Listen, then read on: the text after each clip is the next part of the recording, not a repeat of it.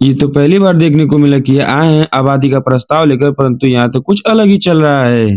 नमस्ते देव सज्जनों, मैं आपका आपसे एक आज फिर से स्वागत करता हूँ आपका एक नए व्लॉग में। तो आज शाम होते ही हम नहा धो के निकल लेते हैं अपने पड़ोसी वाले राज्य में, और वो भी अपने नानी की बेटी के बहन के हवेली, जहाँ कुछ देर बाद पहुँच भी जाते हैं। और बिना विलम्ब किए हम सब लोग अपने अपने कार्य में लग जाते हैं, क्योंकि आज हमें अपने नानी के बेटी के बहन के ननद का आबादी वाला प्रस्ताव लेकर जाना है। और वहाँ प्रस्ताव में कोई भी खेद ना हो, इसलिए हम सारा सामान दोनों के जेब में रख देते हैं। फिर कुछ देर बाद जुगेश चाचा के साथ तैयार वैयार होके हम भी आ जाते हैं वाहन के पास। और किसी भी वाहन में सबसे आरामदायक स्थान या तो आगे या तो पीछे होता है, जिसमें आप ऊपर से नीचे तक खुद को फैलाकर सो या बैठ सकते हैं। इसलिए हम दोनों भाई पीछे बैठकर निकल लेते हैं, और गंतव्य तक पहुंचने से पहले ही सारे वाहनों को एक स्थान पर इकट्ठा किया जाता है। फिर वहां से निकलते ही कुछ दूर के सफर के बाद हम अपने गंतव्य तक पहुंच ही जाते हैं, और खुद के साथ साथ प्रस्ताव में भेंट के लिए लाए गए सारे सामान को भी पहुंचाने की कोशिश करते हैं। उसके बाद हम भी चल देते हैं तंबू के अंदर, और अंदर आते ही सबसे पहले मिठाई को लपेट देते हैं। उसके बाद देखता हूँ तो किसी ने सारा सामान वाहन से लपेट कर यहाँ रख दिया था। फिर क्या प्रस्ताव को पारित करने के लिए सभा में सारे मंत्रीगण को बैठाकर सभा प्रारंभ कर दी जाती है, और सभा में 999% रोला जमाने के चक्कर में हमने जो सामान लाया था उसे भी दे देते हैं। और सामान देते ही दुख दिल में नहीं पेट में होने लगता है, इसलिए हम आ जाते हैं पेट पूजा करने, जहाँ निसंकोच हम दबा कर राशन लपेटते हैं। उसके बाद मैं बैठा ही होता हूँ, तभी हमारे प्रमोद चाचा बोलते हैं कि और कुछ लपेटना बाकी है, और ये बात मुझे हजम नहीं होती है, इसलिए हम आ जाते हैं इसे देखने। तभी पता चलता है कि यहाँ उम्र घटने के उपलक्ष्य में अनुष्ठान की तैयारी चल रही है, और ये अनुष्ठान समाप्त हो उससे पहले मैं आप लोग की सेवा यही समाप्त करता हूँ।